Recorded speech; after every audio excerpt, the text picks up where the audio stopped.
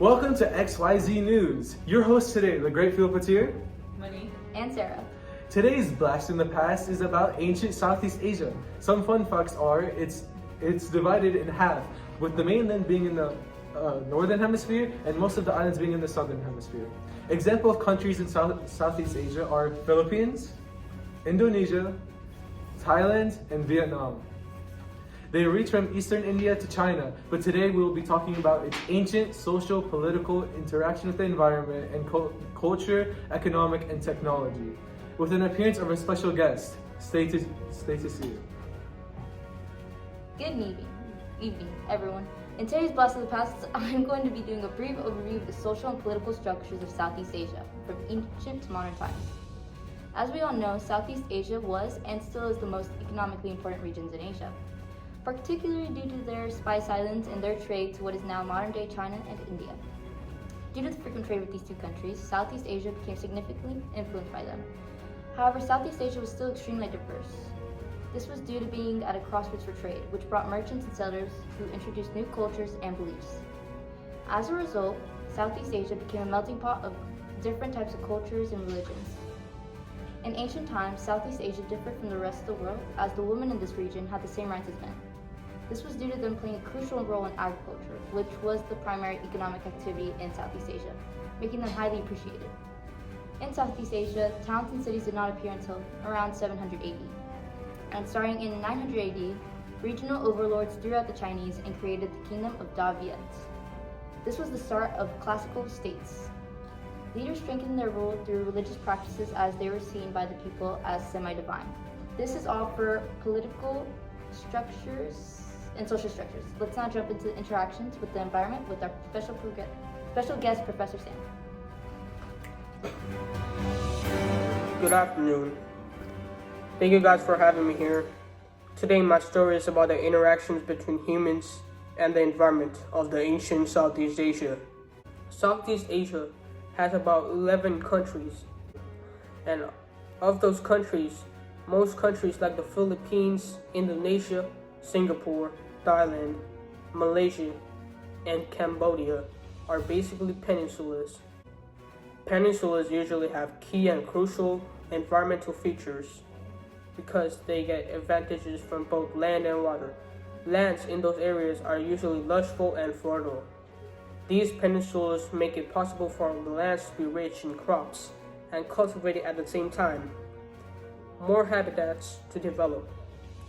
Another benefit that comes from peninsulas is that they're excessively big economical hubs, which means that fishing, tourism, and trade are plentiful in these areas, attracting increased people. All of these are what makes Southeast Asia the ideal place to live in.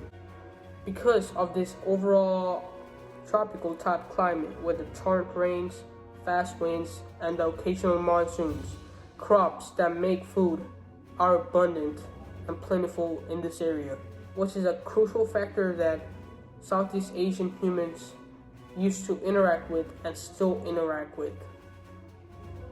At first, in about 4,000 years before the Common Era, when the first people started arriving in this place, either by foot or by boat, there were only dense trees, forests, and the two big oceans, the Indian Ocean being on the left side, while the Pacific being on the right.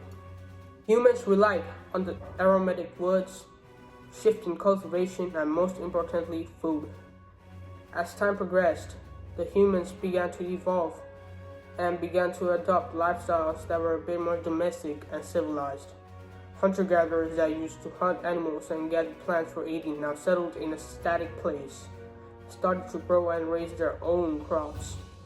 Instead of only hunting animals, they used these animals as labor for growing crops like wheat, barley, and rice. This was the beginning of commercial agriculture, where they grew salt, pepper, sugar, and other spices and items, and then they did business with them. They started building farms and used natural fertilizers to make plants. They still hunted a few animals for meat occasionally, but in an orderly fashion in a systematic way this time. Instead of just running around wearing nothing but a loincloth with a spear, trying to kill a big animal, people actually worked together as teams this time to take down the animal together. As they became more advanced like that, they started using the area's wood to build more complex structures, started using steels and metals, and carved gems into ornaments. So since we live in a world of reality, there are both negative and positive factors in the world. There was, and still is, a good deal of areas in the region where droughts are common, like in peninsular Malaysia or Sabah. This led to water shortages, so the people developed dams or built wells and other water projects to save and conserve water. There were floods, famines, and diseases. At the very end of the 12th century and in the beginning of the 13th century, many of the small and individual communities and kingdoms fell, and the whole of Southeast Asia came under the control of the mighty Mongols, led by Genghis Khan himself. In conclusion, the ways in which human beings in ancient Southeast Asia engaged with their environment were very dynamic, and it evolved the region into great civilizations. The geography of the region provided both opportunities and challenges, but humans and the environment worked together to make it one of the best and most ideal places to live in. Now, back to the amazing XYZ News crew. This is Smart and Paul signing off. Thank you. Take 8. Thank you, Professor Sam, on how people in Southeast Asia interact with the environment. Speaking of how people interact with the environment, this goes hand in hand with culture. Southeast Asia has always been a very culturally diverse environment since the earliest recordings of Southeast Asia. Southeast Asia has always been influenced by South Asia and China. Merchants from South Asia in 500 BCE not only brought trade but the teachings of different religions. Those religions that were introduced to Southeast Asia included Buddhism, Hinduism, and Islam. However, the most popular of the religions is Islam. When Islam came to Southeast Asia is unknown. That family, the language family, is the Austrian family. In the Austrian family, it contains Malay, Javanese, Sundanese, and Tagalog. The diversity within Southeast Asia was not automatically, but evolved over time. It began when trade merchants started trading gold, silver, and many metal gold. Later, as the centuries evolved, many kingdoms within Southeast Asia merged together, which led to all religions merging with one another. But none of the religions were disrespectful, and they all respected each other's without destroying one another. Later on in the centuries, leading to their Southeast Asia's economic prosperity, drainage and irrigation systems were built and led to economic prosperity. Because agriculture became better, because the drainage systems were now in work, they now could produce more crops. The more crops that were produced, the more money was made. Not only that, but the drainage systems also helped when monsoon season happened, because they reverted or they lessened the damage that was caused by monsoon season. That's it. Hello. You might not like to hear it, but this is our last segment. I'll be talking about the tools and technological advancements in Southeast Asia. In the early settlements of Southeast Asia, they made tools out of stones for various reasons, like hunting, fishing, and agriculture. They would even make stuff out of stone for everyday purposes, like pots, to even house parts. The materials they would use include rock, stone, and jade if they could.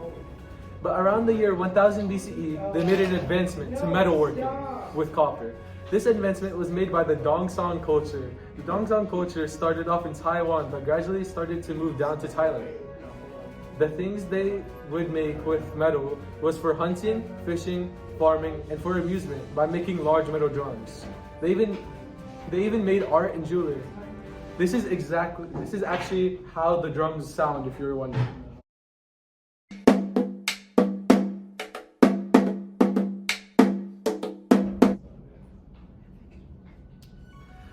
Another way they advanced was by making boats, and this helped a lot because it helped them spread their findings to everywhere in Southeast Asia. Yep, and that's it for today. Thank you guys for watching today's Blast in the Past about Southeast Asia.